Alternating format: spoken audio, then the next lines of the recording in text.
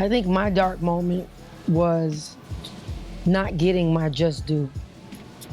Like, it's been, what, 10 years now that I've been grinding and been just passionate and putting so much into it, and it just almost felt like they just wasn't seeing my vision. They wasn't getting it. They wasn't giving me the chance, but I also think it was because coming out at such a young age and not for music, it was almost like it was hard to take me out of that box. And it was also the fact that you got artists who's been doing it for 10 years, so when they finally do pop, it's a bigger deal because you didn't see the struggle and everything they had to go through. With me, I came out and my whole career was on a pedestal the whole time. So I didn't have that room to fail and get back up and try again. I didn't have that room to really get my grind out. You know what I'm saying? To make my mistakes. I didn't have that chance because I was always broadcasted. You know, so to people it would just look like, well, it's never gonna happen. It would get frustrating because it's like you got the shit that happens with the labels and all the politics behind it that people don't see because they just see, like, it's almost like everybody's so impatient. Everything gotta happen now, gotta happen right then and there, and it gotta happen perfectly. And it is almost like people think that it's just a straight line to success when they don't know it's all of this. It's just as fucked up as the traffic, you know, and that's exactly what it is. It's just traffic, backed up traffic, and you just can't get through. But you're gonna get through at some point. And I feel like I to keep that grind and keep that hunger and keep it going, no matter how many times I want to say F it, to keep it going, it was just like, I pulled through. I got out of that traffic and it was a smooth ride after that. You know, I got my just due and that's all that mattered. And your just due can come 2 days later, it can come 2 years later, it can come 10 years later, but you just gotta be patient. I'm a living example of patience. I've been patient and I've waited my turn. Everybody got their season, and I feel like this is my season.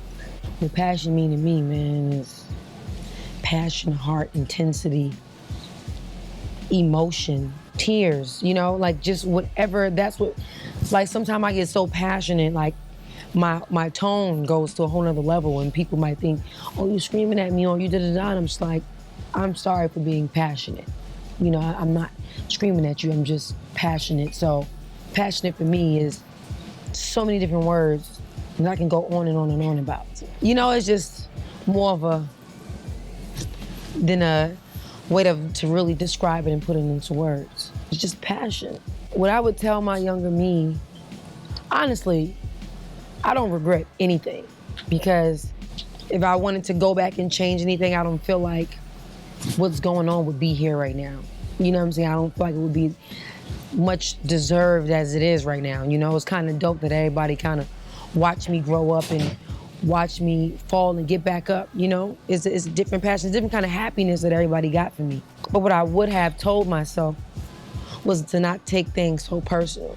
When I was young, I didn't know the business like that. I didn't know that this is just a business type shit. I didn't know that. So I took everything personal, made me not trust people, made me just like, oh, so bitter and so angry, you know? And more mature me is just like, I know now, I get it, and it's just like, cool. I don't take anything personal at all. It was speaking to women, the first lines, you know.